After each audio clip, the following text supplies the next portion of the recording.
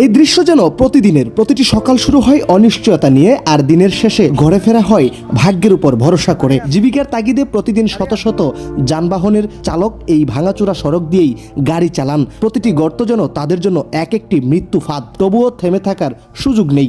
পরিবার পরিজনের মুখে হাসি ফোটাতে জীবনের ঝুঁকি নিয়েই তারা ছুটে চলেন এই পথ ধরে। রাস্তার এক প্রান্ত থেকে আরেক প্রান্ত জুড়ে বড় বড় গর্ত। বৃষ্টি হলেই গর্তগুলো পানিতে ঢেকে যায়। তখন বোঝার উপায় থাকে না কোথায় রাস্তা আর কোথায় গভীর খাদ।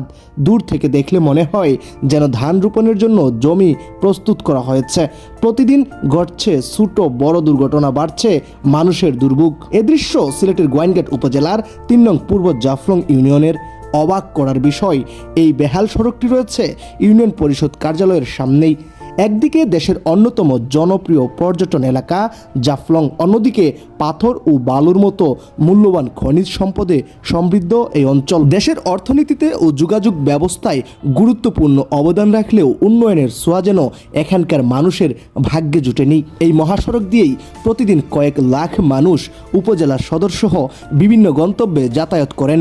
পর্যটকবাহী যানবাহন, পণ্যবাহী ট্রাক, অ্যাম্বুলেন্স ও স্থানীয়দের নিত্যদিনের চলাচলের একমাত্র ভরসা এই সড়ক।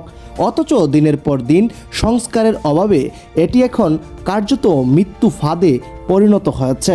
বৃষ্টি নামলেই পরিস্থিতি আরও ভয়াবহ হয়ে ওঠে।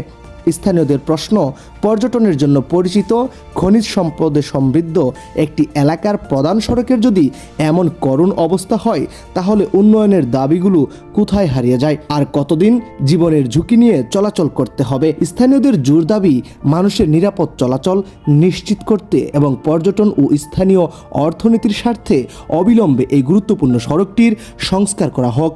সংশ্লিষ্ট কর্তৃপক্ষকে দ্রুত হস্তক্ষেপেই পারে বছরের পর বছর ধরে জমে থাকা এই জনদুর্ভোগের অবসান ঘটাতে।